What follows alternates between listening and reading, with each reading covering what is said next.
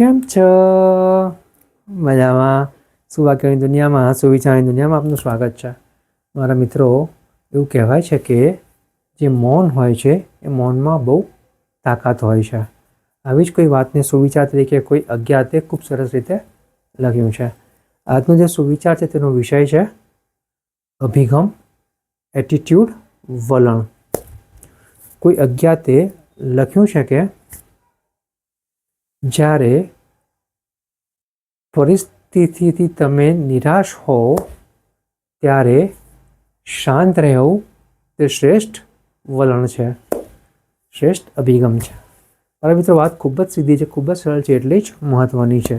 અહીંયા જે વાત છે તે મૌનની છે, સાયલેન્સની છે.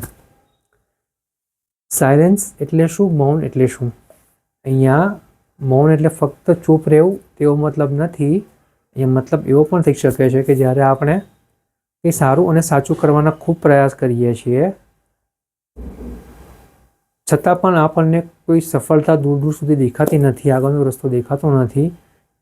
તેવા સમયે આપણે રસ્તા ઉપરથી ભટક્યા સિવાય ખૂબ ધીરજથી કામ લઈએ, શાંતિ રાખીએ અને આપણે આપણા જે લક્ષ્યો સારા અને સાચા બનાવે ત્યાં સુધી પહોંચવાનો સારા અને સાચા રસ્તે પ્રયાસ કરતા જ રહીએ, તો આ એક પ્રકારનું મૌન જ છે.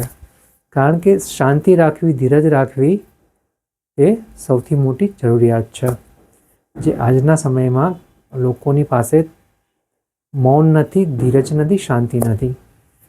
અને આ એ જ લોકો છે જે દુનિયાના 90% લોકોમાં આવે છે જે સામાન્ય જીવન જીવી રહ્યા છે. મારા મિત્રો, વાત એટલી જ છે, જો આપણે આપણા લક્ષ્યોમાં જે સારા અને સાચા છે ત્યાં સુધી પહોંચવા માગતા હોઈએ, સારા અને સાચા રસ્તે જવા માગતા હોઈએ, તો આપણા જીવનમાં ભલે ગમે તેવી પરિસ્થિતિઓ વિપરીત આવે, આપણે પરિસ્થિતિથી આપણે અનુકૂળ ના હોઈએ, છતાં પણ આપણા પ્રયત્નોમાં લાગેલા રહીએ, સારા અને સાચા રસ્તા ઉપર સારા અને સાચું કામ કરવાના પ્રયાસો કરતા રહીએ, તો એકના એક દિવસ આપણે આપણા લક્ષ્ય સુધી સંતોષપૂર્વક, ખુશીથી પહોંચી શકીએ છીએ. જરૂર છે માત્ર આપણા જે વલણ છે, આપણું જે અભિગમ છે તે સકારાત્મક રાખવાનું, હકારાત્મક રાખવાનું, પોઝિટિવ એટીટ્યૂડથી કામ કરવાનું. અને જ્યારે આપણે પોઝિટિવ એટીટ્યૂડથી કામ લઈએ છીએ ત્યારે સાયલેન્સ છે તે બેસ્ટ એટીટ્યૂડ બની જાય છે.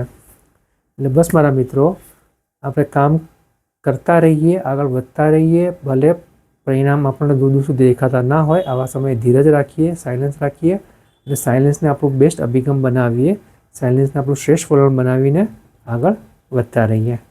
Thank you.